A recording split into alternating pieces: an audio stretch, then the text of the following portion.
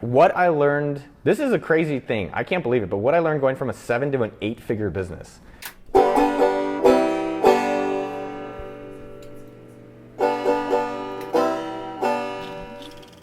I got a disclaimer. Anybody who talks about how much money they make or how many employees they have or they're showing their money, like real rich people don't show off, right? Maybe not all of them, but they don't need to because people know they're rich. They don't have to show they're rich. And I'm only doing this to share with you and document for myself so that you and me can both learn how to grow from 7 to 8 and then from 8 to 9. As well as I love learning and seeing that you guys take action and results from the things that I'm putting out there. Our business right now at Sumo is 4 product lines. We have AppSumo.com, which is a Groupon for geeks. We have KingSumo.com, which is WordPress plugins, mostly around giveaways. KingSumo, which is, I already said Monthly 1K, which is a course of how we started our businesses, so other people can learn how we started businesses. And our last one, which is our flagship product, is SumoMe, which are the marketing tools we've been using to grow our businesses. So the main thing I want you to pay attention there is that each product is complementary. So think about this. Monthly 1K teaches people how to start a business. KingSumo is a tool to help you grow your business. SumoMe are core products to help you market your business. And AppSumo are products that you can get emailed to that you can learn about, oh, I might need these products to get my business even bigger, complementary products. So everything is related. But main thing that I think you should be thinking about is don't always worry about getting new customers. Build complementary products that will keep helping your customers. It's just like authors. They just keep writing more books and people keep wanting to buy more of those books. A lot of people are always looking for new customers. What marketing channel? What marketing channel? And like Brandon's dating Andrea. Like, is it easier to stay with Andrea or try to find a new girl? Stay with Andrea. Good. She's gonna watch this and get fucking pissed. So the same thing is with your customers. It's way easier to just make your customers happier and grow your business with your existing customers than just trying to look for that new wife and those new customers. So like Billy Murphy, one of my good friends, he's like, man, I got an email list, 18,000. If I can 10x it to 118,000, I'll have a 7-figure business. And I'm like, well, you could 10x your business probably with just the customers you have. So think about that. You likely have a business that could be twice as large, maybe 3 to 5 times large with just the current people you're already working with. So think about that and how do you do that? Recurring revenue is key, right? But it's harder than it seems. And it's a grass is greener thing. So some people will be like, man, SumoMe's recurring revenue, that must make a lot. Yeah, but then you have churn and you have different conversion rates versus one-off purchases like KingSumo or AppSumo. It's really easy. We make money right away. People just come by and one-hit wonders. Recurring revenue, though, the thing I would highly recommend for you and why it's been important to us is it helps predictability in your business and stability. So you can't really hire people, you can't spend money, you can't invest as much confidently when you have such fluctuations. Like AppSumo can have a 6-figure, 7-figure, 5-figure month. Like it definitely has a lot of fluctuations. But the key thing is that recurring revenue provides stability and predictability for us to grow a lot in the future. So I would definitely add a component of that for your own business.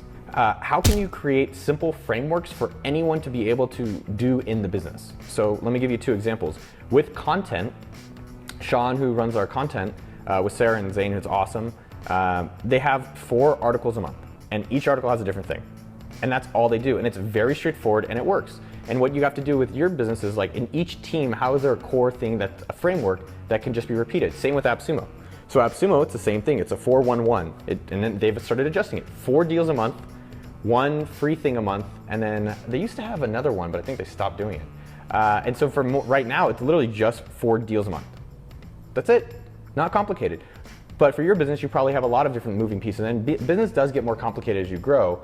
But create simple frameworks that people on the different teams can really just follow, and anyone that comes in is like, oh, that's all you guys do and it works, cool.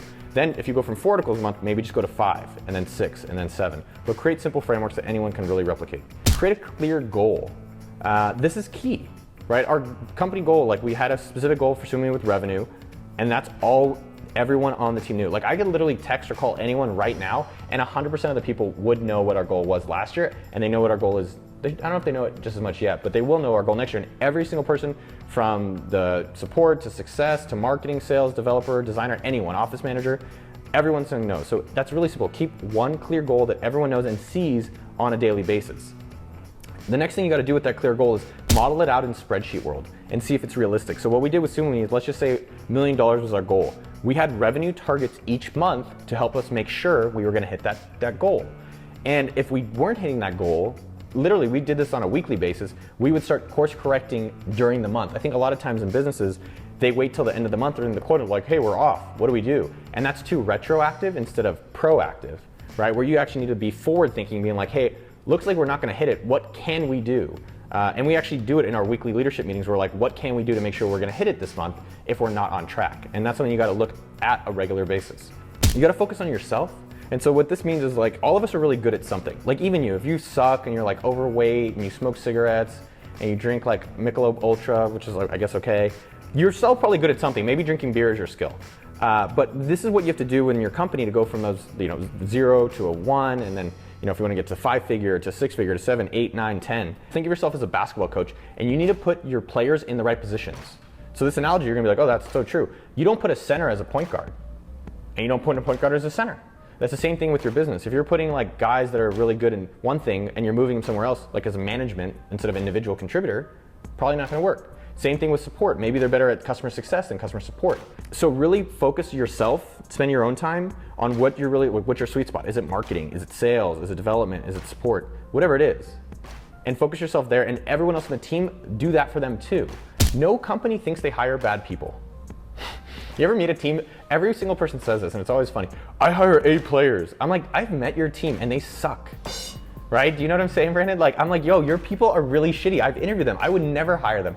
And maybe I'm hiring B players and I have no idea about it. I'm lying to myself too, but I would actually come and have anyone challenge us on that. I think Sumo is one of the best teams in Austin and compete with almost anyone worldwide. So hiring is everything. Really, but the only difference in most of these companies is people. And if you look at like any of the successful people, or any of the successful companies, there's people that made it happen. So you have Elon Musk. Elon Musk didn't build that shit. He's smart as fuck, no doubt. Sorry, Elon, my boy. But he went and found the best people to help him with the spaceships. He found the best people to help him with the cars. It wasn't just him. If you read his bio, that's exactly what it says. The people make all the difference. I think you all know it, but you aren't doing it and prioritizing it. And you've got to hire people better than you. Here's how you know you've hired the right person. Your life is better. So we've hired Eamon, and I'm like, wow, everything's just working, and it's better, right? Or we hired this guy, Matt Levine, recently, who's helping with sales. I'm like, this guy just comes in and hustles. The thing that gets hard is you're gonna start compromising. And I talked to someone recently, my buddy Nick, who was like, a museum hack, and he's like, man, but I just need someone. And I just need someone, and you just kind of start compromising. And I think those are the moments where you're like, well, I'm not smoking, but I'll just have one cigarette. And that one cigarette leads to like, you're doing heroin on the street, obviously. But the point is like once you start compromising, you're gonna always kind of compromise, and also it affects the rest of the team to bring on people that are not as good as them. But that person should keep leveling up the company. They should be leveling up your business. Next one, do more of what's working. So here's what I noticed a lot of people do, and this is myself included. Content marketing is working. What do? Well, let's start doing ads. Is ads working? So ads for Sumo are not working. Yeah, let's increase our ad spend. That's a good idea. And we do more ad spend. I'm like, well, it's only 1,000 a month. That's what we say. We grew our Instagram account, 100,000 followers. Doesn't make a dent in the business, literally 0 dent. And I'm like, why are we spending any money on it? Oh, I don't know, just because it's cool. We should have an Instagram account. I'm like, fuck Instagram, right? For us, at least for Sumo. Maybe with AppSumo it'll work or another product it'll work. But what you have to do is say, oh, what's working is content marketing. Take all of the money possible and dump it into content marketing until it stops working. That's it. It's really simple, but what's happening is that you're looking for the next thing versus how do you 2, 4, 5, 10x what you already have that's working, specifically around your marketing. For us as well, it's like product, like making our product better. So what does that mean? Hire more developers, hire more designers. And that's what we're doing. So do more of what's working and reduce or cut aggressively the things that are not working. Next, pricing is huge. So I hate hearing this because these are always these blog posts. How we like made $5,000 more in 2 minutes. And it's always, I'm like, dude, fuck you, man. But it is huge. Pricing is a big indicator. Pricing is big status. Pricing is going to change who your customers are. And so you have to do probably a little more analysis than I can explain to you here. But we did an analysis and we realized we had 3 kinds of customers. It was like tiny, medium, and then like large. These people had no money. These people wanted too much custom. So these medium ones, I don't know, I keep doing the middle figure. It's kind of funny. Were the ones that had money and we could really help them grow their business, grow their email list with Sumo. And we were undercharging them. Like they were like, hey, we need more features, we need more service, and there was a lot of them. So we started raising our prices.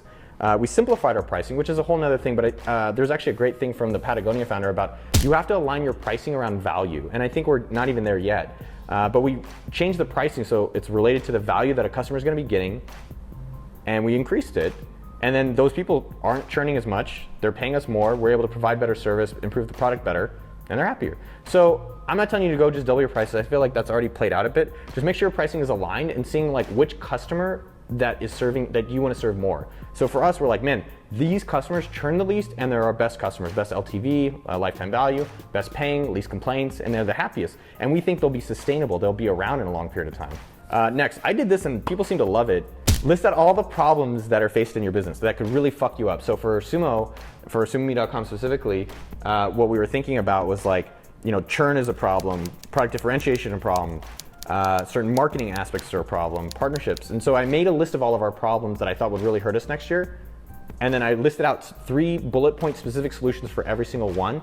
And I brought it to the team and I said, hey, here's the main things. What else do you guys think? And that was critical. It's actually been really helpful for us. And then we prioritize which problems we think would give us the biggest bang for the buck. How we do our development and our product roadmap is we say, which ones are the easiest to implement? What do we think the output is? And we multiply those 2 things and we sort them and then we go through them. But listing out the problems and then the 3 bullet point solutions for every single one was really, really helpful in us framing what things to do to really grow our business. Like this is one of the most surprising things from going to 7 to 8 figures. Like, you're gonna need more people. Like if you're a bigger dog, if you're a bigger business, like there's no company that, like I think about Facebook and I'm like, why do they have 15,000 people running that website? Like seriously, guys, what are you doing all day? I even remember when I was there, I was like, why do we need 100 developers? What are they doing all day? But there's a reason they have that many people. Some of it inefficiency. But I think one thing you have to think about is like, how can you replicate or learn from companies that already done the 8, 9, 10, 12 figures? They've already done it. You need more people. So if you're trying to be scrappy, and Andrew Chen said a really good analogy to me. He said, well, are you trying to be like Moneyball, Oakland A's, or you want to be the New York Yankees? I was like, well, I want to win championships. He's like, yeah, the Oakland A's is cool. You're like good value. Yeah, you hired shitty people that are cheap, but like you're not winning championships. So I think you need to be aware of what are larger companies doing. They have more people. Not necessarily means you have to go hire a bunch, but they have people doing more things. If you're ever curious about a company and how they run things, go on LinkedIn and literally copy every single employee you have there and make an org chart. Pretty good. So what you can do is actually see, oh, so a company that I want to be like, maybe HubSpot or WP Engine or Marketo or LinkedIn or whatever, go map out their org charts. It's all there for you on LinkedIn. And you can see, oh, wow, this is how they structure their sales team. This is how they structure their marketing. This is who they do support. And then you could replicate that for your own business. The hugest problem that I never expected in the company, as we've grown a lot, we've gone from 10 people to over 30 people in a year, was communication. That was the biggest problem I was not expecting, meaning that like, you don't now, as the company's bigger, I can't just give out bonuses or like do salaries because I'm like, I don't really know how the person is. I know everyone's name. I'm not too cool. I don't know why people do that. Oh, I don't know everyone's name in the company. I'm fucking so big. I'm like, dude, you're a fucking loser, or you suck at remembering names. Communication is the biggest problem that I've noticed. And also, you don't want to be as top down. Like there's good things of top down vision, top down direction, but if you're just telling team leads, which was more new as we've grown, you want them actually deciding what they want to do that's aligned to your core goal that you've already set. So here's a few things that we've done to help alleviate and improve our communication. One, we have a Google Doc that every week, the first thing we do is go over our goal and we show how we did last week versus this week and how we are in the year towards our goal. Next, we have highlighted bullet points. Next, we acknowledge people. And then each team individually says what things they did last week and what things they're doing this week. We used to have each individual person, but it would take like 30, 40 minutes. We only have one meeting a week on Mondays at 10 a.m. and it's international, worldwide, Monday 10 a.m. at Sumo. We're gonna have a meeting, we're gonna do it. But we do this weekly check-in every Monday 10 a.m. and that is how we've had it helped us with communication a lot. And we've iterated on it. So we used to have every individual person and then we had to do teams because it was taking too long. Second thing related to that is we do a leadership meeting, and one of the things we do in a leadership meeting that people seem to like, and I really enjoy, it's called the 1% ideas. And so a 1% idea is like it could be anything that just 1% a week that we get better. And at the end of the year, if you do 1% every week, it compounds to like 100% improvement in the business. So like paying for Slack, which is silly. It's like, well, why would we pay for Slack?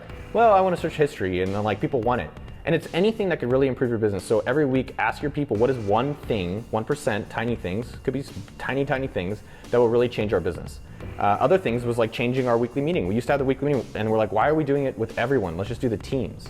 Lastly, this is one thing I've seen really help with communication and improve our business and growing, is do quarterly anonymous surveys. So what that means is that send a survey out to everyone on the team, and there's basically like, what do you like about working here? What do you want to see improved? And then how likely are you to refer someone else to work here, 1 through 10? And what you're looking for is things that they want you to fix in the business, which we do, right? Like they wanted healthcare a few years ago, so we got healthcare, right? Just the things I didn't know. Plus, because it's anonymous, the NPS score, the referral score, you can actually on a quarterly basis see how the people at your company, if they're happy or not. Because you want them to be happy. It's hiring is one of the hardest things possible to do in a business. But you don't really see a lot of basketball teams winning with just one player. So you need to have a great team. You need to take care of them and follow through with the communication and making sure you put those people in the right places. So those are the things that I've learned Going from a 7 to 8 figure business, it's a lot. And so I'm curious to see how it goes from an 8 to a 9 figure business if that happens with us.